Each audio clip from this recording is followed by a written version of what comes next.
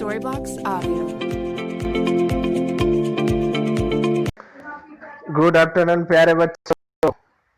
एक पाठ समाप्त हो गया हम लोगों का और आज हम लोग पढ़ेंगे दूसरा पाठ। पहला पाठ था संसाधन और उसमें से देखिए जितने भी प्राकृतिक संसाधन थे हम लोग समझ गए थे उस चीज़ को। आज हम लोग देखते हैं पाठ 2 में जो प्राकृतिक संसाधन है उसमें भूमि, मृदा, जल, प्राकृतिक वनस्पति और वन्य जीवन संसाधन, ये प्राकृतिक संसाधन है और इन्हीं के बारे में हम लोगों को इस पाठ में पढ़ना है। तो चलिए शुरू करते हैं हम लोग आज अपना पाठ। यहाँ दो कहानी दिया हुआ है, दो बच्चे हैं। एक बच्चा है तंजानिया अफ्रीका के एक छोटे से गांव में, उसका नाम है माम्बा, और दूसरा बच्चा है पीटर जो कि न्यूजीलैंड में रहता है। पहले हम लोग देखते हैं तंजानिया के अफ्रीका का जो माम्बा है उसके सामने कौन सी समस्या है या वो कहाँ रहता है, किस तरीके से अपना जीवन बिता रहा है उसको। ठीक है, देखिए जो अफ्रीका है माम्बा वहाँ रहता है और उसके चारों बगल जो जमीन है वो पर्वतीय है, चट्टान है, पहाड़ है। तो जाहिर सी बात है जहाँ चट्टान होगा, पहाड़ होगा, वहाँ पे पानी कम होगा क्योंकि पर्वतों पे, पहाड़ों पे पानी का जो लेवल होता है बहुत नीचे होता है और वहाँ की जो मिट्टी होती है वो भी पथरीली होती है और वहाँ खेती करना काफ़ी कठिन होता है। तो माम्बा ऐसे ही क्षेत्र में रहता है जहाँ पे ऐसी समस्याएं हैं। आगे देखते हैं जो पीटर है न्यूजीलैंड का, उसके अगल बगल समतल खेत है, अच्छे से खेती होती है और पशुओं को चरने के लिए अच्छे घास के मैदान हैं। अब हमको सोचना ये है कि क्या जो पृथ्वी है इसके सभी जगह पे सभी स्थान एक समान है? नहीं। हम ये देखते हैं कि कहीं पे जो मिट्टी, भूमि, पृथ्वी का ऊपरी भाग है वो पर्वतीय है, पहाड़ है, तो कहीं देखते हैं कि रेगिस्तान ही रेगिस्तान है और कहीं देखते हैं तो हमको मैदान ही मैदान मिलता है। तो हम ये सीधा तौर पे कह सकते हैं कि जो पृथ्वी की बनावट है वो सभी जगह एक समान नहीं है।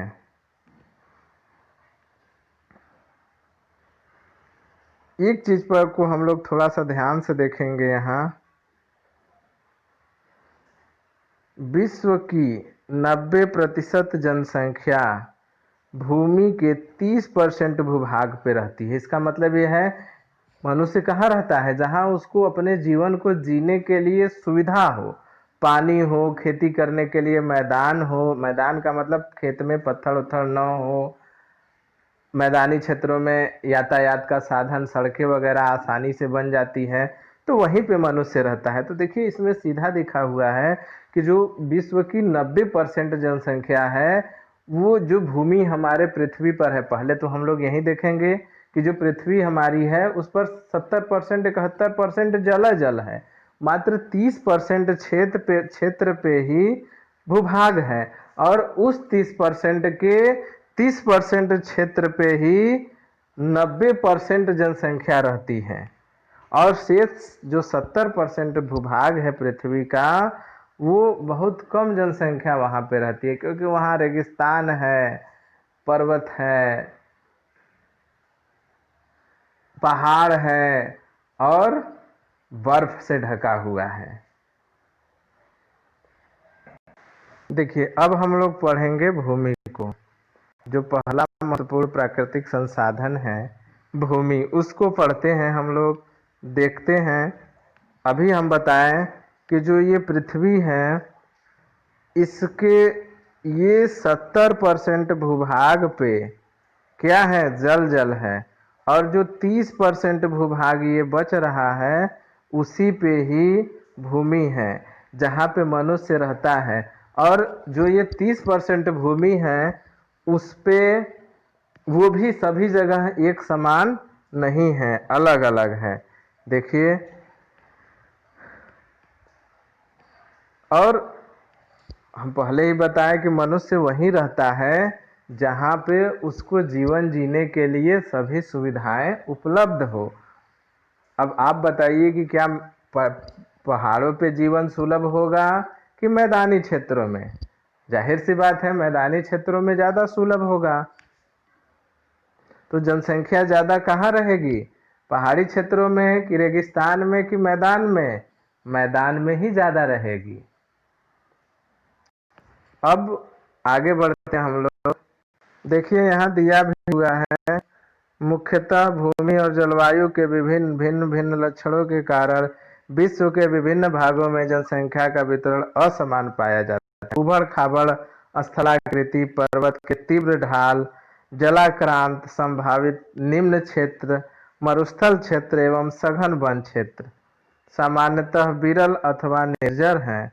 उर्वर मैदानों और नदी घाटियों में कृषि के लिए उपयुक्त भूमि उपलब्ध है, इसलिए ये स्थान विश्व के सबसे घने बसे क्षेत्र हैं। आगे देखते हैं हम लोग। अभी तो भूमि पढ़े हैं, अब हम लोग पढ़ेंगे भूमि उपयोग।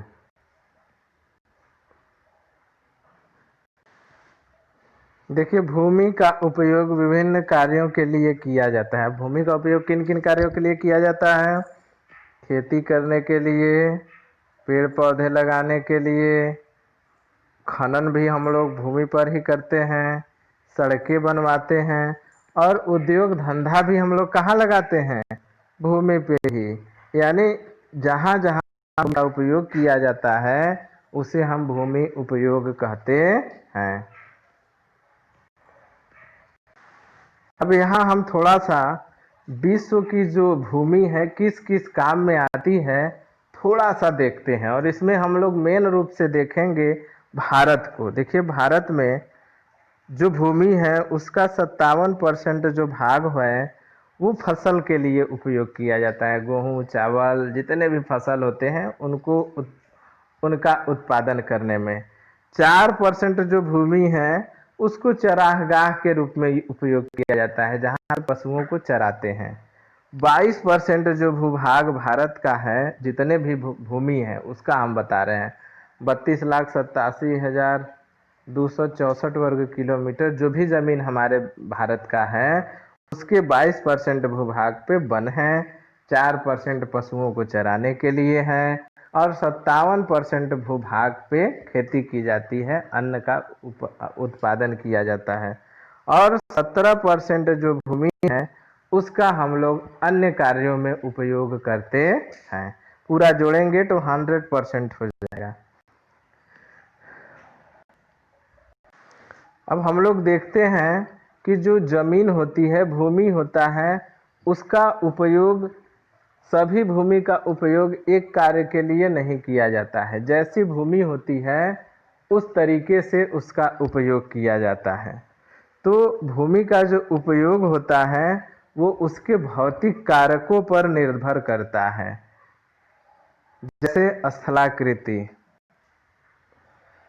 मृदा, वहाँ की जमीन कितनी उपजाऊ है, जलवायु, खनिज और जल की उपलब्धता। मान लीजिए जमीन समतल भी है लेकिन अगर वहाँ जल उपलब्ध नहीं है तो क्या हम खेती कर पाएंगे? नहीं कर पाएंगे। तो भौतिक कारकों पर निर्भर करती है जमीन को, भूमि को उपयोग करने की, भूमि को उपयोग में लाने के लिए। अब भारत की जो भूमि है उसको दो भागों में बांटा गया है।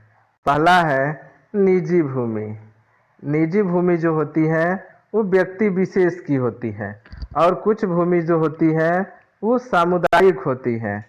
सामुदायिक का मतलब पूरे समाज की होती है। जैसे गांव में आपने सुना होगा जीएस की भूमि है। जीएस यानी ग्रामीण समाज का, गांव के जितने लोग होते हैं सभी लोगों का उस पर हक होता है।